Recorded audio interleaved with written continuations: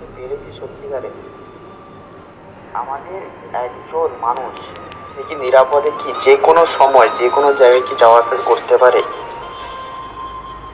এখনো কেউ মারা গেলে, কারোর শ্লীলতাহানি হলে তাকে প্রথম কোশ্চেন করা হয় সে একাই গেছিল কেন।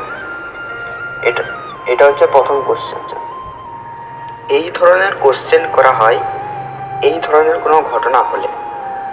দেখো, এই ধরনের ঘটনা এইবারে প্রথম হচ্ছে এমনটা কিন্তু নয়, ফ্রিকুয়েন্টলি এই ধরনের ঘটনা কিন্তু আমাদের ভারতবর্ষে হয়ে চলছে। ঠিক আছে, হ্যাঁ, একটা কথা ঠিক, এই সময় কিন্তু কেউ বলতে পারবে না যে হচ্ছে মেয়েটা কোনো ছোট কাপড় পরেছিল। না হলে কিছু লোক এখনই কথা বলতে চলে আসতো যে কাপড় হয়তো খারাপ পড়েছিল, এত রাত্রে গেছে কেন, এই ধরনের কথা কিন্তু বলতে চলে আসতোই। মানে মানুষের বলতে আসার অভাব নেই।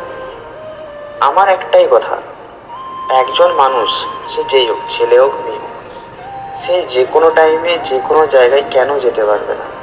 কেন সে সাবধানে সে তার নিজস্ব প্রয়োজনে কেন যেতে পারবে না? এইটার দায়িত্ব তো আমরাকেই নিতে হবে, সাধারণ মানুষকে, তাই না? এই ঘটনাটা হওয়ার পরও কিছু মানুষ বলছে ওই রুমে একাই যাওয়ার কি দরকার ছিল। এটা হচ্ছে সেই সব বুদ্ধিজীবীদের প্রশ্ন।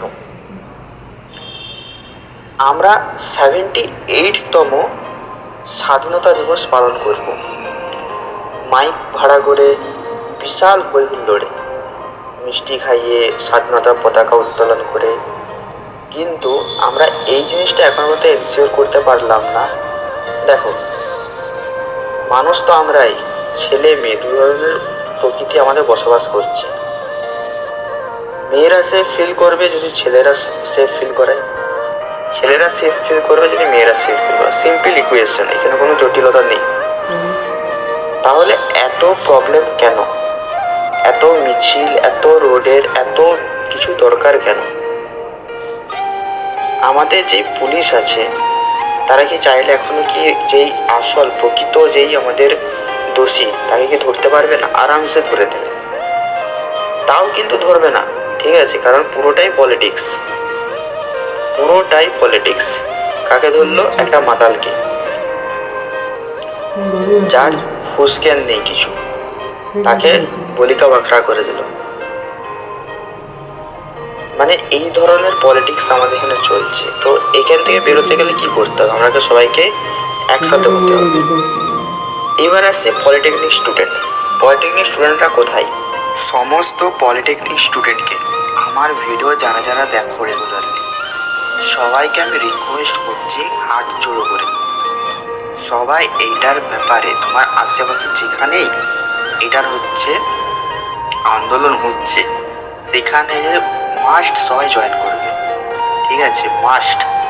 আর যদি কারোর আশেপাশে না আন্দোলন হচ্ছে, সে অনলাইনে এটার বিরুদ্ধে তোমরা প্রতিবাদ করবে। সবাইকে, এটা আমার রিকোয়েস্ট সবাইকে।